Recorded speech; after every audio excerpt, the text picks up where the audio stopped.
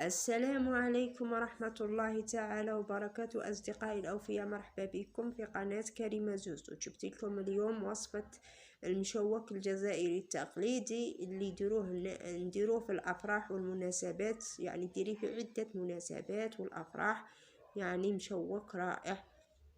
المقادير: عندك 250 مقارين طرية، 2 بيضات كاملين، 2 صفار، يعني ديري 2 حبات بيض كاملين وديري 2 صفار بيض. وهذاك البياض تاع 2 حبات بيض تحتفظي به لانه نستعملوه كاس سكر كلاصي، كاس كاوكاو مقلي ومرحي رقيق، رشه ملح، فاني.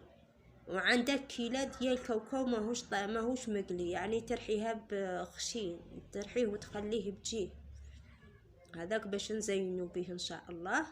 نروحوا للمرحله نديروا الفرينه، يعني مع هذا المقادير اللي قلنا. عندنا مقارين طاريه و2 بيضات كاملين و2 صفاء وكاس سكر. نضربوا بالباطور او بمخلط يدوي عادي، ومن بعد تخلطوا كل شيء مع بعضه حتى يذوب السكر مليح. من بعد نروحوا نضيفوا الفرينه تدريجيا حتى نتحصل على عجينه طريه. نشكل كريات، وهذوك الكريات نقتصهم في بياض البيض اللي قلت لكم عليه، هذوك تاع 2 حبات بيض. تغطسي الحبه وتروحي مباشره تزيدي تحطيهم في الكاوكاو اللي قلنا ماهوش طايب ومرحي خشين.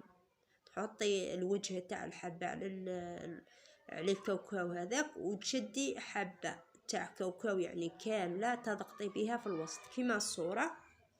ومن بعد تحطيهم في الكيسات، تحطيهم في الكيسات كاملين وديريهم في الصنيوه تاع الكوشه او الفرن، وتخليهم يطيبوا في الكيسات ديالهم، يعني يجوا رائعين. ومن بعد ما يطيبوا يحمروا لك ان شاء الله، وراه يجي مشقق ويجي رائع، ويجي ما شاء الله مرمل بالكاوكاو هذاك اللي ماهوش طايب.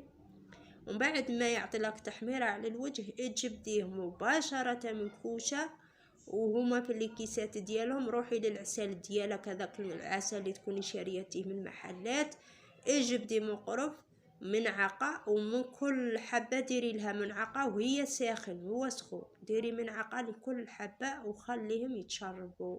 ومن بعدكش احتفظي به ودسيه، راه يجيك رائع كثير. ونتمنى عجبتكم الوصفه، ونتمنى اللي عجبته الوصفه يدير لي ابوني في القناه واشتراك ويخلي لي تعليق. ونتمنى تجربوا هذه الوصفه وتعطوا لي الراي ديالكم، ويعني تبعوا غير المقادير. هذه المقادير يعطوا لك حوالي 60 حبه الى 5